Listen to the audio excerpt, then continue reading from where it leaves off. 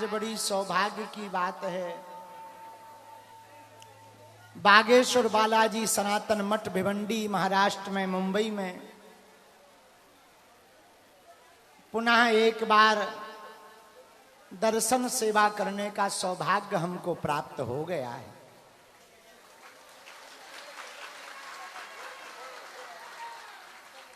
जब से हमारे त्रिपाठी जी ने बागेश्वर बालाजी सनातन मठ की स्थापना करवाई, तब से लगातार हर 2 महीने में हमको बंबई आना जाना पड़ रहा है।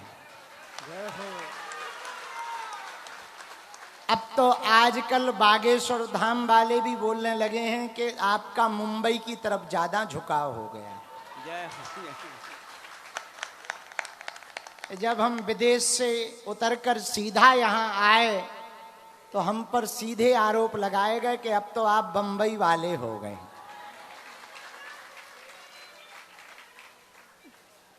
हम सौभाग्यशाली हैं, स्वामी समर्थ रामदास जी के कृपा भाज्य शिष्य छत्रपति वीर शिवाजी महाराज की वीर भूमि महाराष्ट्र, संतों की भूमि, जहां भगवान स्वामी नामदेव जी, जगतगुरु संत श्री नामदेव जी महाराज, जगतगुरु संत श्री तुकाराम जी महाराज, स्वामी समर्थ रामदास जी महाराज, स्वामी श्री ज्ञानदेव जी महाराज, परम भक्तिमती माता जनाबाई, मुक्ताबाई, इन ज्ञानेश्वर महाराज, इन सब संतों की यह विराट भूमि महाराष्ट्र है।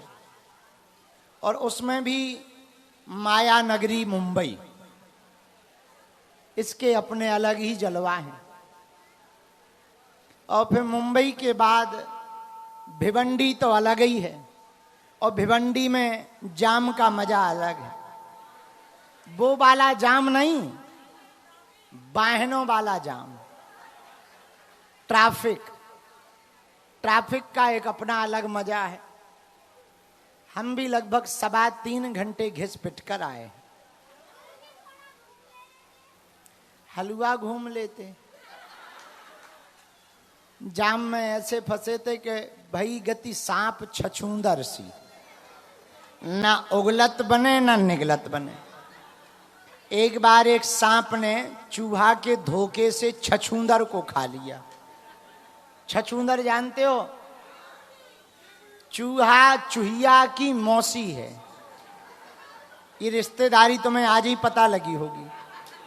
तो उसकी नोक बड़ी नुकीली होती है, चोंच थोड़ा लंबी होती है, तो वो है छछूंदर। और जिसकी चोंच थोड़ा कम होती वो है चूहा चूहिया। तो सांप ने एक बार चूहा चूहिया के धोखे छछूंदर खा ली। अब भई गति सांप छछूंदर से, ना उगलत बने ना निगलत बने। वही हमारा हाल था, ट्रैफिक में फंस गए, ना वापसी होत बने न आगे आ पा रहे थे। आप लोग बैठे थे तो बड़ा दुख हो रहा था, भूखे बैठे होंगे, बड़े परेशान होंगे, गाली बक रहे होंगे। पर भरोसा था कि सब प्रेम पूर्वक इंतजार कर रहे होंगे कि अब तो आ जाओ। आज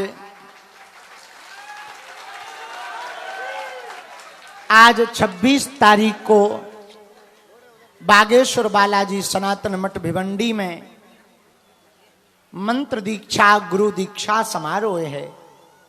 और जितने भी प्रियजन नव जीवन प्राप्त करने के लिए, गुरुमुखी होने के लिए यहाँ विराजमान भये हैं, हम आप सबका बागेश्वर बालाजी सनातन भिवंडी मठ में खूब खूब स्वागत करते हुए आशीर्वाद दे रहे हैं।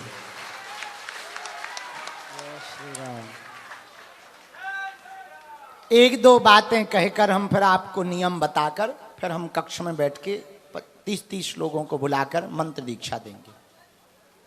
सुनो, बुरा ना मानना, यदि आप उच्च नहीं बन सकते हैं तो कृपा करके तुच्छ मत बने। क्या उच्च नहीं बन सकते तो तुच्छ ना बने। इसको दूसरी भाषा में कहें, हम किसी का भला नहीं कर सकते तो कम से कम बुरा तो ना करें। हम किसी का सम्मान नहीं कर सकते तो कम से कम उसका अपमान तो ना करें। हम किसी का सपोर्ट नहीं कर सकते तो किसी का कम से कम विरोध तो ना करें। पूरी दुनिया के लोग ज्यादातर इस मानसिकता के हैं कि वो यदि भला अपना नहीं होते दिखेंगे तो दूसरे का बुरा जरूर कर दें और उन्हें बड़ा मजा आता है। हमको इस बात पर बड़ा आश्चर्य होता है कि आप अपनी ऊर्जा गंवाकर, एनर्जी गंवाकर, समय गंवाकर दूसरे का बुरा कर रहे। भला विचार करो, कभी न कभी तो आपके जीवन में ये बात लौट के आएगी, तब आपका भला होगा क्या? उसी का अपमान आप कर सकते हो जिसका आप सम्मान कर सको। उसी की बेइज्जती आप कर सकते हो जिसको आप इज्जत दे सको। उसी पर क्रोध कर सकते हो जिस पर आप प्रेम कर सकते हो। आपने प्रेम नहीं किया तो क्रोध भी नहीं कर सकते।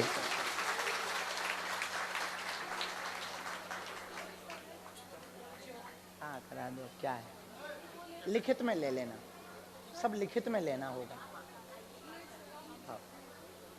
तो हम एक बात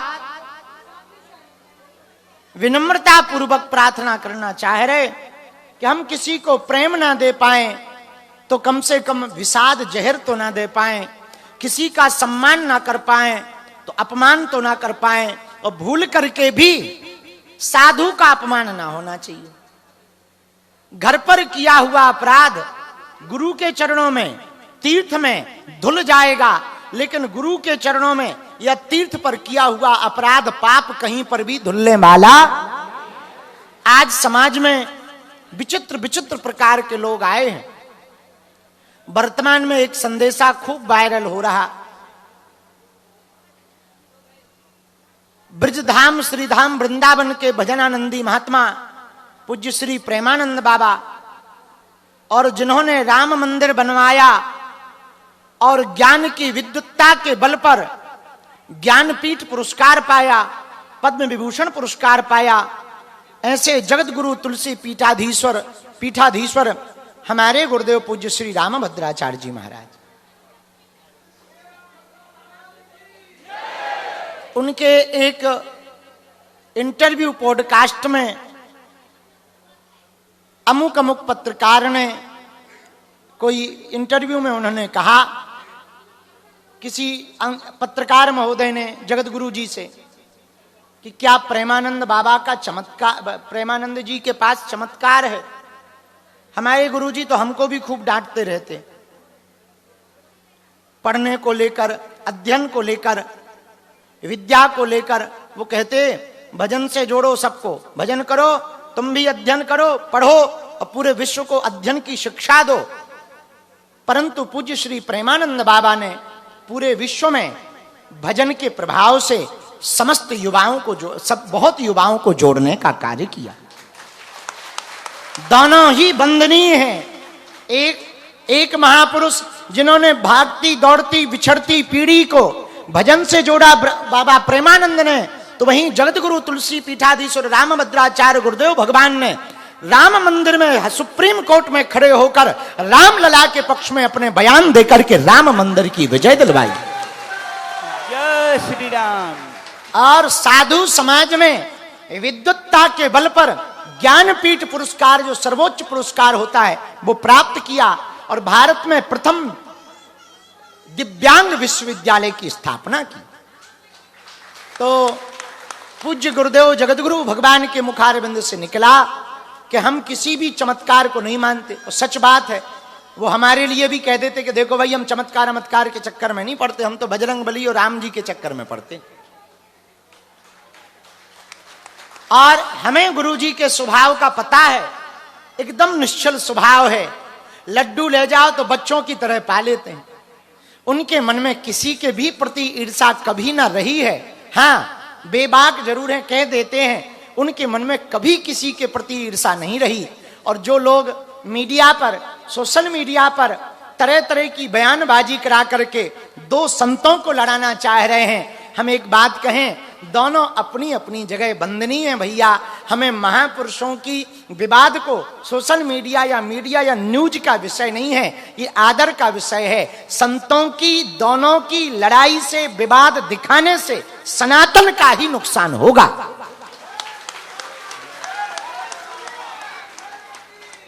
और आज जब हम चले आ रहे थे तो हमने वीडियो देखा, गुरुजी की, गुरुदेव भगवान, जगत गुरु भगवान तुलसी पीठाधीश्वर गुरुदेव भगवान ने बहुत अद्भुत तरीके से कहा, बहुत स्पष्ट रूप से कहा कि बाबा प्रेमानंद के प्रति हमारे मन में किंचित मात्र भी ईर्षा नहीं है। वो हमारे बालक वत हैं और वो जब भी आएंगे हम उनको गले लगाएंगे। और महात्मा प्रेमानंद की भी अभूतपूर्व बात देखिए, उन्होंने पूज्य जगत गुरु भगवान तुलसी पीठाधीश्वर भगवान की बात को 1% भी अपने मन में मलाल नहीं लिया, न उन्होंने किसी भी प्रकार की प्रतिक्रिया दी, न क्रिया की। अब कुछ बीच वाले लोग हैं जो दोनों को लड़वाकर सनातन की ही धज्जियां उड़वा रहे हैं। हम एक बात प्रार्थना करना चाह रहे, अपने गुरुजी के बारे में हम जितना सन्निकटता से हमने सेवा